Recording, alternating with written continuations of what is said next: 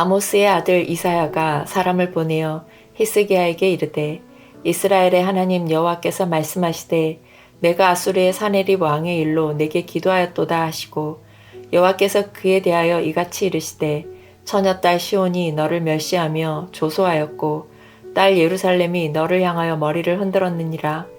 내가 회방하며 능욕한 것은 누구에게냐? 내가 소리를 높이며 눈을 높이 들어 향한 것은 누구에게냐? 곧 이스라엘의 거룩하신 이에게니라. 내가 내 종을 통해서 주를 해방하여 이르기를 내가 나의 허다한 병거를 거느리고 산들의 꼭대기에 올라가며 레바논의 깊은 곳에 이르렀으니 높은 백향목과 아름다운 향나무를 베고 또 그 제일 높은 곳에 들어가 살진 땅의 수풀에 이를 것이며 내가 우물을 파서 물을 마셨으니 내 발바닥으로 애굽의 모든 하수를 말리리라 하였도다. 내가 어찌하여 듣지 못하였느냐? 이 일들은 내가 태초부터 행한 바요 상고부터 정한 바로서 이제 내가 이루어 내가 견고한 성읍들을 헐어 돌무더기가 되게 하였노라. 그러므로 그 주민들이 힘이 약하여 놀라며 수치를 당하여 들의 풀같이 푸른 나물같이 지붕의 풀같이 자라지 못한 곡초같이 되었느니라. 내 거처와 내 출입과 내가 나를 거슬러 분노함을 내가 아노라. 내가 나를 거슬러 분노함과 내 오만함이 내 귀에 들렸으므로 내가 갈고리로 내 코를 꿰며 재갈을 내 입에 물려 너를 오던 길로 돌아가게 하리라 하셨나이다. 왕이여 이것이 왕에게 징조가 되리니 올해는 스스로 난 것을 먹을 것이요 둘째 해에는 또 거기에서 난 것을 먹을 것이요 셋째 해에는 심고 거두며 포도나무를 심고 그 열매를 먹을 것이니이다. 유다 족속 중에 피하여 남은 자는 다시 아래로 뿌리를 받고 위로 열매를 맺으리니 이는 남은 자가 예루살렘에서 나오며 피하는 자가 시온산에서 나올 것임이라. 만군의 여호와의 열심히 이를 이루시리이다. 그러므로 여호와께서 아수르 왕에 대하여 이같이 이르시되 그가 이 성에 이르지 못하며 화살 하나도 이리로 쏘지 못하며 방패를 가지고 성에 가까이 오지도 못하며 흉벽을 쌓고 치지도 못할 것이요 그가 오던 길 곧 그 길로 돌아가고 이 성에 이르지 못하리라. 나 여호와의 말이니라. 대저 내가 나를 위하며 내 종 다윗을 위하여 이 성을 보호하며 구원하리라 하셨나이다 하니라. 여호와의 사자가 나가서 아수르 진중에서 18만 5천인을 쳤으므로 아침에 일찍이 일어나 본즉 시체뿐이라. 이에 아수르의 사네립 왕이 떠나 돌아가서 니누에 거주하더니 자기 신 리스록의 신전에서 경배할 때에 그의 아들 아드람멜렉과 사레셀이 그를 칼로 죽이고 아라랏 땅으로 도망하였으므로 그의 아들 에사사돈이 이어 왕이 되니라.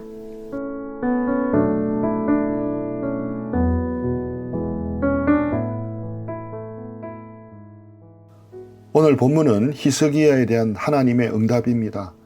앞에서 히스기야는 사네립의 편지를 하나님 앞에 펴놓고 기도했습니다. 그는 단순히 위기에서 벗어나게 해달라고 기도하지 않았습니다. 하나님만이 참된 하나님이심을 온 세상이 알게 해달라고 기도했습니다.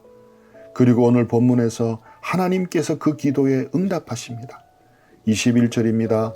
아모스의 아들 이사야가 사람을 보내어 히스기야에게 이르되 이스라엘의 하나님 여호와께서 말씀하시되 내가 아수르의 사네립 왕의 일로 내게 기도하였도다 하시고 하나님께서 히스기야의 기도를 들으셨습니다. 그런데 하나님의 대답은 사네립이 누구를 대적하고 있는지를 밝히는 것으로 시작됩니다. 22, 23절입니다. 처녀딸 시온이 너를 멸시하고 조소하였고 딸 예루살렘이 너를 향하여 머리를 흔들었느니라. 내가 회방하며 능욕하는 것은 누구에게냐? 내가 소리를 높이며 눈을 높이 들어 향한 것은 누구에게냐? 곧 이스라엘의 거룩하신 이에게니라. 지금까지는 사네립이 예루살렘을 조롱했습니다. 예루살렘 사람들을 두렵게 했습니다. 그런데 하나님께서는 상황을 완전히 뒤집으십니다. 이제 예루살렘이 사네립을 향하여 머리를 흔들게 될 것이라고 말씀하십니다. 왜 이런 일이 일어납니까? 사네립이 자기가 누구를 대적하고 있는지 몰랐기 때문입니다. 그는 유다를 공격하고 히스기야를 위협한다고 생각했습니다. 그러나 하나님께서는 내가 회방하며 능욕한 것이 누구에게냐? 라고 물으십니다. 그리고 말씀하십니다. 곧 이스라엘의 거룩하신 이에게니라. 사네립은 하나님을 다른 나라의 신들과 같은 수준에서 놓았습니다. 자신의 힘이 하나님보다 크다고 생각했습니다. 결국 사네립의 문제는 하나님을 향한 교만이었습니다. 24절과 25절에 보면 사네립의 말에는 내가라는 표현이 계속 나옵니다. 내가 많은 병거를 거느렸다. 내가 산에 올라갔다. 내가 나무를 베었다. 내가 우물을 팠다. 내가 하수를 말리겠다고 말합니다. 사네립의 생각의 중심에는 언제나 자신이 있었습니다. 자신의 군대가 강했고 자신이 많은 성을 무너뜨렸으니 자신이 역사를 움직인다고 생각했습니다. 그러나 26절에서 하나님께서 그의 자랑을 한마디로 뒤집으십니다. 내가 어찌하여 듣지 못하였느냐? 이 일들은 내가 태초부터 행한 바요 상고부터 정한 바로서 이제 내가 이루어 내가 견고한 성읍들을 헐어 돌무더기가 되게 하였노라. 사네립은 내가 했다라고 말합니다. 하나님께서는 내가 이루었다라고 말씀합니다. 이것이 오늘 본문에 나오는 중요한 대조입니다. 사네립은 자신이 주인이라고 생각했습니다. 그러나 실제로 역사를 주관하시는 분은 하나님이십니다. 사네립이 자랑하는 일조차 하나님의 다스림 밖에서 일어난 것은 아니었습니다. 이것은 우리에게도 중요한 말씀입니다. 일이 잘 되면 우리는 쉽게 내가 했다라고 생각합니다. 내가 노력했고 내가 판단했고 내가 이루었다고 생각합니다. 반대로 어려움이 찾아오면 그 문제가 모든 것을 결정할 것처럼 두려워합니다. 그러나 두 생각 모두 우리의 시선을 하나님에게서 빼앗아갑니다. 내가 모든 것을 이루는 것도 아니고 눈앞의 문제가 모든 것을 결정하는 것도 아닙니다. 본문은 역사를 주관하시는 분이 하나님이심을 보여줍니다. 하나님께서는 사네립에게 말씀하십니다. 28절 내 거처와 내 출입과 내가 나를 거슬러 분노함을 내가 아노라. 사네립은 많은 나라를 살피고 군대를 움직였습니다. 하지만 자신이 하나님의 눈 아래 있다는 사실은 몰랐습니다. 하나님은 그의 거처도 알고 그의 출입도 알고 그의 교만도 알고 계셨습니다. 그리고 29절에서 말씀하십니다. 내가 갈고리로 내 코에 깨며 재갈을 내 입에 물려 너를 오던 길로 돌아가게 하리라.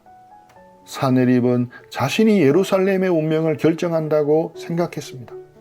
그러나 하나님께서는 오히려 사네립의 움직임을 결정하십니다.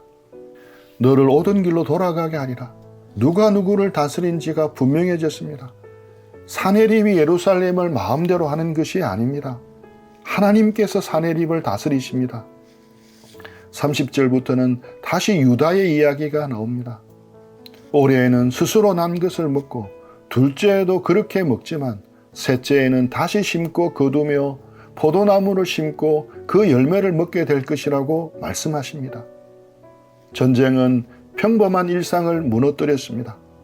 하지만 하나님께서는 전쟁이 끝나는 것만 말씀하지 않으셨습니다. 무너졌던 삶이 다시 이어질 것이라고 약속하셨습니다. 31절은 그것을 이렇게 표현합니다. 유다 족속 중에 피하여 남은 자는 다시 아래로 뿌리를 받고 위로 열매를 맺으리니. 참 아름다운 말씀입니다. 아래로 뿌리를 내리고 위로 열매를 맺습니다. 아수르가 모든 것을 끝내는 것이 아닙니다. 살아남은 자들이 다시 뿌리를 내립니다. 다시 살아갑니다. 그리고 다시 열매를 맺습니다. 그런데 누가 이것을 이루십니까? 32절이 말합니다. 만군의 여호와의 열심히 이를 이루시리라. 다시 하나님이 주어입니다. 사네립은 내가라고 말했습니다. 그러나 하나님께서는 내가 이루리라고 말씀하십니다. 유다가 자신의 힘으로 회복된 것이 아닙니다. 하나님의 열심히 이루십니다. 33절부터 35절에서는 더욱 분명하게 말씀하십니다. 사네립은 이 성에 들어오지 못합니다. 화살 하나도 쏘지 못합니다. 방패를 가지고 가까이 오지도 못합니다. 오던 길로 돌아가게 됩니다. 35절에서 그 이유를 말씀하십니다. 대저 내가 나를 위하여 내 종 다윗을 위하여 이 성을 보호하며 구원하리라. 히스기야는 하나님의 이름이 드러나기를 기도했습니다. 이제 하나님께서 자신을 위하여 이 성을 구원하시겠다고 말씀하십니다. 예루살렘의 운명은 사내립의 손에 있는 것이 아니었습니다. 하나님께서 보호하고 계셨습니다. 그리고 36절에서 하나님의 말씀이 실제로 이루어집니다. 여호와의 사자가 나가서 아수르 진중에서 18만 5천인을 쳤으므로 아침에 일찍이 일어나 본즉 시체뿐이라. 사내립과 그의 사람들은 계속해서 말했습니다. 자신의 힘을 자랑했습니다. 예루살렘을 위협했습니다. 그런데 하나님께서 행하시자 상황은 끝이 났습니다. 37절에는 이에 아수르의 사내립 왕이 떠나 돌아가서 니느웨에 거주하더니 라고 기록합니다. 하나님께서 앞에서 너를 옳은 길로 돌아가게 하리라고 말씀하셨습니다. 그런데 실제로 사내립은 돌아갑니다. 하나님의 말씀이 그대로 이루어진 것입니다. 마지막 38절에는 더 강한 대조가 나타납니다. 히스기야는 위기의 순간에 하나님께 기도했고 하나님께서는 그의 기도를 들으셨습니다. 반면 사내립은 자기 신의 신전에서 경배하다가 그곳에서 죽임을 당합니다. 이사야 36장부터 이어진 질문은 결국 하나였습니다. 누구를 신뢰할 것인가 하는 질문입니다. 사내립은 자신의 군대를 믿었습니다. 자신이 이룬 승리를 믿었습니다. 그리고 예루살렘 사람들에게 하나님을 신뢰하지 말라고 했습니다. 그러나 히스기야는 하나님께 기도했습니다. 하나님께서는 그 기도를 들으셨고 사내립의 교만을 꺾으셨으며 말씀하신 그대로 이루셨습니다. 우리 앞에도 때로 사내립처럼 크게 보이는 문제가 있습니다. 그 문제 때문에 앞으로 어떻게 될지 두려울 수도 있습니다. 아직 아무것도 달라진 것이 없어 보일 수도 있습니다. 그때 오늘의 말씀을 기억해야 합니다. 눈앞에 보이는 힘이 마지막 말을 하는 것이 아닙니다. 하나님께서 말씀하십니다. 내가 이루어. 반대로 일이 잘 될 때에도 이 말씀을 기억해야 합니다. 사내립처럼 내가 했다는 생각에 빠지지 않아야 합니다. 내가 가진 힘과 내가 이룬 결과가 나를 높이는 이유가 되어서는 안 됩니다.